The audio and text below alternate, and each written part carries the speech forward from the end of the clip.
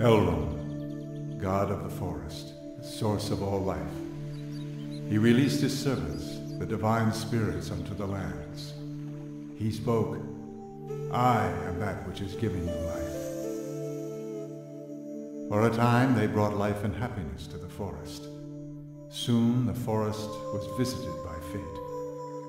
The divine spirits created a beast in their own image.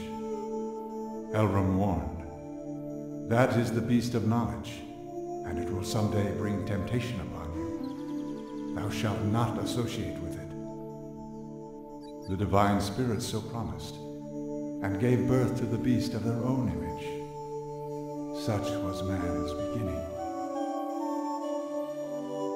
Time passed, and the forest was again visited by fate. A divine spirit was seduced by a beast of knowledge, and so the promise to Elrond was broken. The spirit lost its divine power, and by the child of man and spirit, it was gained. This new power threatened Elrond, and so was divided into light and darkness.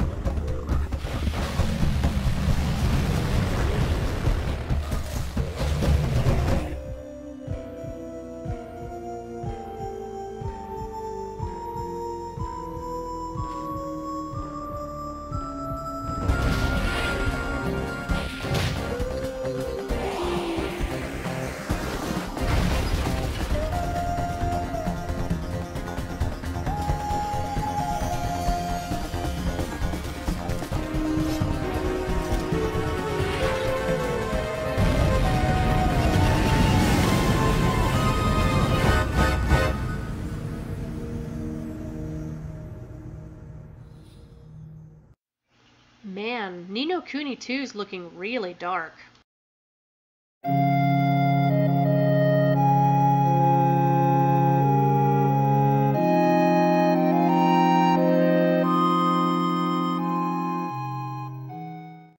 Jade Cocoon Story of the Tamamayu is a role-playing game developed by Genki exclusively for PlayStation. The game combines elements of role-playing video games and virtual pet management. It is developed by Genki in collaboration with Katsuya Kondo, character designer for the Studio Ghibli movies Kiki's Delivery Service and I Can Hear the Sea.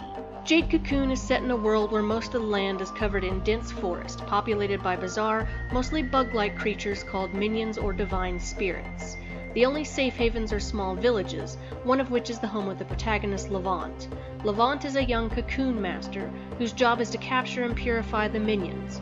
Minions can then be used to fight and defend Levant, spun into silk for money, or fused with other minions to form more powerful combinations. As Levant captures more minions, his capture level increases, allowing him to capture monsters more easily. Fused minions take on physical characteristics of both its parent creatures, allowing the player to customize the appearance of each one and its abilities. Each minion has a collection of elemental attacks which can be passed from generation to generation. Strategy generally follows a rock-paper-scissors pattern. Wind beats earth, beats water, beats fire, beats wind, as each wild minion has an element, although fused minions may have more than one. Jade Cocoon is the story of Levant, a young man who lives in the town of Cyrus. The silent protagonist is guided by the player on his quest to follow in his presumably dead father's footsteps to become a cocoon master. To do this, he must marry a Nagi woman, and is betrothed to a girl named Mabu. On the day of a large festival in Cyrus, the village is attacked by demons known as the Oni-Bubu, which cause many villagers to fall into a deep slumber. An elderly Nagi woman, Garai, repels the Oni-Bubu using Nagi magic before their curse affects everyone. After a quick wedding ceremony, Levant is given the title of Cocoon Master and leaves to explore the surrounding forest to find a rare herb rumored to be able to lift the curse. He traverses 4 forests on his quest, the beetle, dragonfly, spider, and moth forests, which are populated with a variety of monsters known as minions or divine beasts, that Levant may capture into cocoons and tame. Throughout Levant's journey, his wife, Mabu, experiences treacherous ordeals called Nagi brandings in order to soothe the souls of the minions the protagonist captures. On his quest, he meets many others, such as Chorus, the Blue Cocoon Master, Kiki Nok, the Birdman, and Yamu, who assist him in saving the people of the village. In a desperate attempt to save their village, the government of Cyrus makes an attempt to sacrifice Garai to the divine tree, believing her to be the goddess of sowing souls. Garai reveals herself to be the goddess and ties the souls of the village to Levant, turning the people into stone. Levant makes one final journey into the gates of the Moth Forest to find the Temple of Kimuil, a place where he must go into the Nether Realms to fight challenging inner demons and save his village once and for all and fulfill a prophecy. Jade Cocoon is a mix of monster catcher games like Pokemon or Monster Rancher and traditional RPGs like Final Fantasy. Divine spirits have elements, and every single one has an elemental weakness to one of the other elements. There is an epic, overarching story, and though there aren't really side quests per se, there is a lot to do here. From trying to catch every single monster in the game, to merging said monsters into new and powerful creatures, to listening to village storytellers to learn more about the world and its history, there's definitely a lot of stuff to do in the game. And once you beat the final boss, the player can enter a new area called the Eternal Corridor, which consists on a near infinite area where new monsters that were unavailable in the main game can be found in said area. These areas are randomly generated rooms, which are made of straight paths occasionally dividing into two. Only one route leads to the end of the room. Once the player finds the end of the room, they proceed to the next in the corridor. These randomly generated rooms supposedly go on indefinitely. There are wild minions residing in the Eternal Corridor. Their experience level increases as the player progresses through the corridor. This continues on, thus making it harder to progress through the corridors. There are also boss-like minions that can drop special skins to be applied to the player's minions. These skins, however, have no purpose other than being cosmetic. The player can also have access to new items and equipment. However, the player could not access the other areas in the game once they entered the Eternal Corridor, instead being stuck in the corridor forever. Hence, it's recommended to keep a separate save file for this. Back in the day, the game received pretty favorable reviews, though it was considered short, able to be beaten in around 15 to 20 hours. Despite those setbacks, it's a game I enjoyed greatly, and I wish more people had played it. Jade Cocoon was re-released on the PlayStation Network for PS3 and PSP in June 2008 in Japan, but sadly not in any other region. A mobile phone direct sequel was released in 1999 in Japan called Jade Cocoon Gaiden that continues the story from the end of the game.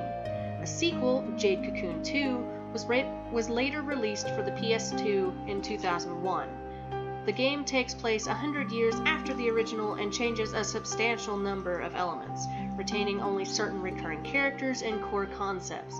Sadly, it's just not any good in my opinion. If you can find an old PS1 copy of the game, I would highly recommend you do so if you're a fan of Pokemon or RPGs. The game is fully dubbed, though I know some find the dubbed voice actors annoying, even though it's full of the likes of Richard Epcar, Michelle Ruff, Michael Sorich, Brienne Sedal, and Darren Norris. You can still find copies of the game on eBay for fairly reasonable prices, so I would suggest picking it up. If you are interested but aren't really sure if you want to spend money on a PS1 era game, there are multiple Let's Plays of the series on YouTube that you can watch to see if you can get an idea for how the game works and if it'd be something in your wheelhouse.